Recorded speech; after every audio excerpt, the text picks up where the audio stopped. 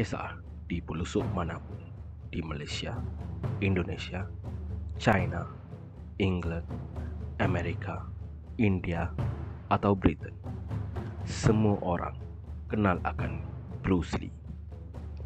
Tapi, adakah Anda tahu bahwa ada juga orang yang mengatakan bahwa Bruce Lee bukanlah seorang manusia?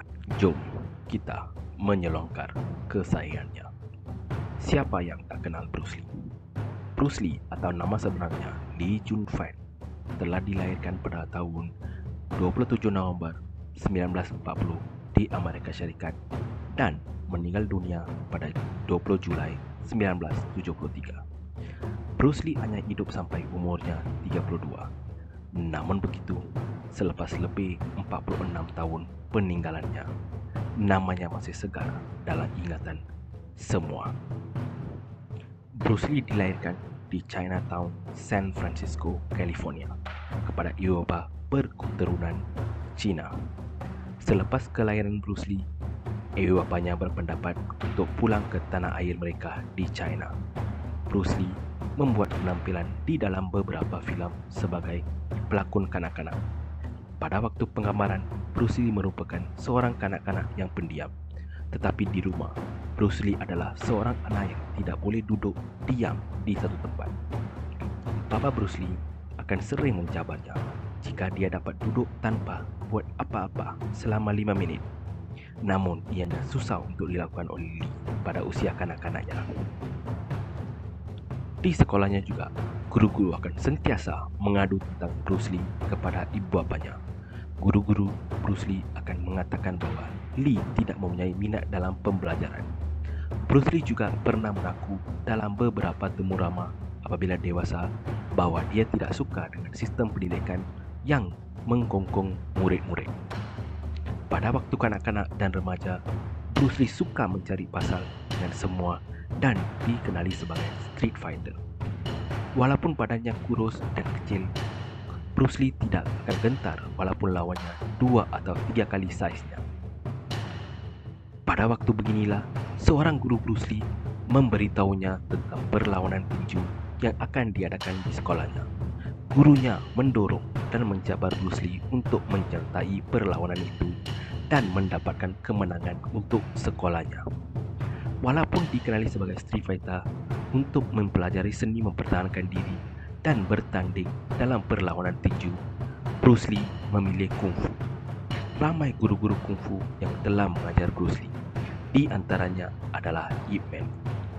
Pada hari pertandingan, Bruce Lee telah menewaskan semua yang bertanding dengannya dan sampai ke perlawanan air. Pada perlawanan air, Bruce Lee bertarung dengan pemenang yang telah memegang piala selama 3 tahun berturut-turut. Bruce Lee yang kurus dan kecil tidak mempunyai apa-apa pengalaman dalam tinju dan hanya mempunyai asas dalam kungfu sahaja, telah menewaskan lawannya dalam pusingan ketiga. Ini sangat memeranjatkan para penonton yang berada di sana. Seorang yang kecil dan kurus dapat menewaskan juara bertahan. Inilah kemenangan pertama Bruce Lee. Nama Bruce Lee mula dikenali di seluruh Hong Kong pada waktu itu. Walaupun begitu, ibu bapa Bruce Lee tidak tahan dengan perangainya yang asyik suka mencari pasal dengan semua. Ini menyebabkan bapa Bruce Lee mengantarnya ke Amerika Syarikat pada usia remajanya. Pada umur 18 tahun, Lee kembali ke Amerika Syarikat dengan hanya $100 di dalam poketnya. Selepas beberapa bulan tinggal di San Francisco, beliau berpindah ke Seattle pada tahun 1959 untuk meneruskan pengajian sekolah menengah dan bekerja sebagai pelayan untuk Ruby Chow di restorannya. Di Amerika Syarikat, Bruce Lee tidak lupa untuk berlatih kungfu secara berseorangan. Bruce Lee mendapat jemputan dari sebuah sekolah di Amerika Syarikat untuk menunjukkan apakah itu kungfu di sebuah festival. Dalam festival tersebut, Bruce Lee memilih seorang yang berbadan tegap dan lebih besar daripadanya. Semua di dewan tersebut ketawa dengan Bruce Lee. Seorang budak yang kurus dan kecil memanggil seorang yang berbadan tegap untuk bergaduh. Namun, tidak sampai 2 minit, Bruce Lee mengalahkan lawannya. Dan nama Bruce Lee mula terkenal di seluruh Amerika dengan style kungfunya dan cara berlawannya. Ramai orang Amerika mula mempelajari seni kungfu dari Bruce Lee. Ini mendapat tentangan daripada orang Cina kerana mereka tidak mahu orang Amerika mempelajari kungfu milik orang Cina. Bruce Lee ditentang oleh seorang guru yang mengajar kungfu di Amerika. Beliau mencabar Bruce Lee. Kalau Bruce Lee kalah dalam perlawanan ini, Bruce Lee tidak boleh mengajar kungfu kepada orang lain. Pada hari perlawanan, Bruce Lee hanya mengambil masa 3 minit untuk menewaskan lawannya. Pada awal kedatangan Bruce Lee ke Amerika Syarikat, Bruce Lee mengalami banyak diskriminasi berkauman. Bruce Lee berpegang kepada kungfu untuk menyatukan semua, tidak kira bangsa atau agama. Pada 10 Mei 1973, Lee pengsan semasa sesi rakaman pengalihan suara untuk Enter the Dragon. Selepas menderita penyakit sawan dan sakit kepala, beliau telah dimasukkan ke Hospital Hong Kong Baptist, di mana para doktor mendiagnosis keadaannya sebagai bengkak otak. Mereka mampu mengurangkan pembengkakan dengan memberi beliau ubat mannitol.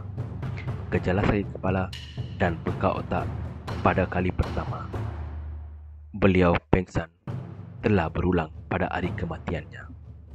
Pada 20 Julai 1973, Lee berada di Hong Kong untuk makan malam bersama bintang filem James Bond, George Lazenby, di mana beliau bertujuan untuk bekerjasama dalam sebuah filem.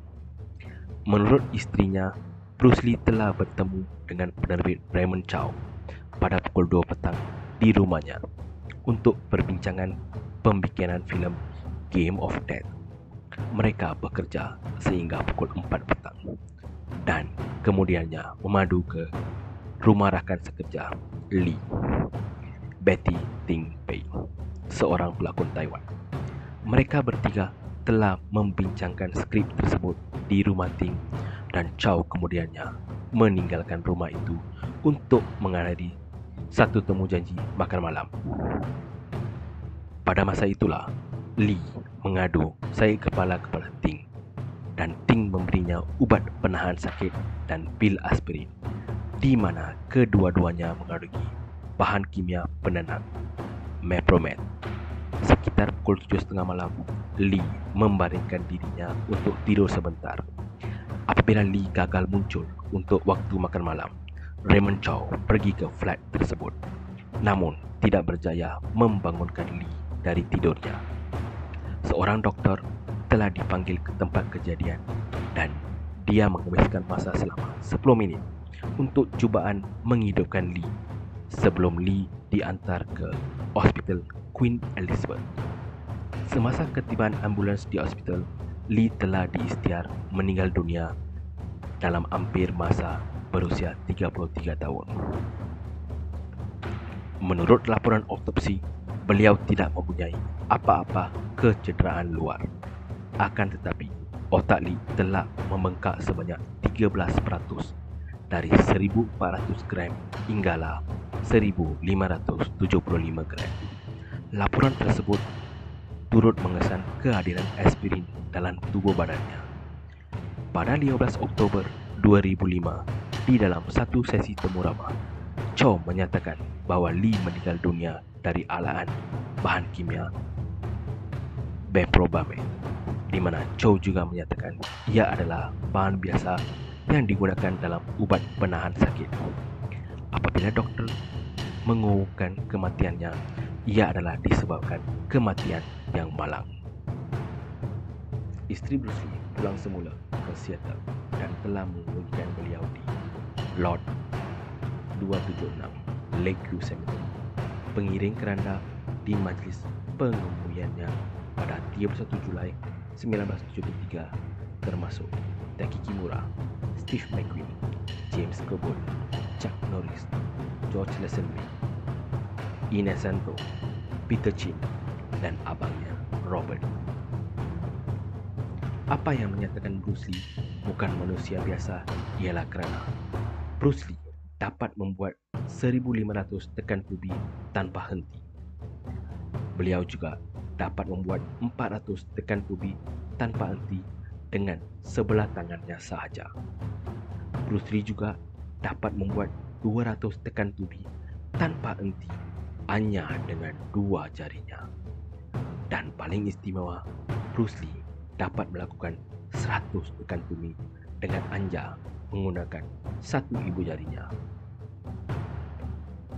Oleh kerana Bruce Lee seorang yang pantas, selepas tamat pengamaran, sekuens berkaitan aksi Bruce Lee akan dikurangkan lajunya slow motion supaya dapat dilihat dengan mata biasa. Bruce Lee juga terkenal dengan teknik one inch punch. Lee akan berdiri secara tegak dengan kaki kanannya maju ke hadapan dan lutut yang membengkok sedikit di hadapan. Seorang pasakan yang tidak bergerak dan berdiri. Tangan kanan Lee dilanjurkan secara separa dan penumbuk kanannya berada lebih kurang dalam jarak 1 inci dari dada pasangan tersebut. Tanpa menarik balik tangan kanannya, Lee menumbuk pasangannya dengan kuat sambil mengekalkan posisi tubuhnya, dan ini mengantar pasangannya jatuh ke belakang jauh. Dengan semua bakat ini yang tidak boleh dibuat oleh manusia biasa, ramai yang masih beranggapan bahawa Bruce Lee bukanlah seorang manusia. Kematian beliau juga masih diselimuti dengan banyak misteri. Sehingga berjumpa dalam misteri duniawi seterusnya. Jangan lupa untuk subscribe channel Misteri Duniawi dan tekan butang bel. Kalau ada salah silapnya, dipohon beribu-ribu ampun. Terima kasih.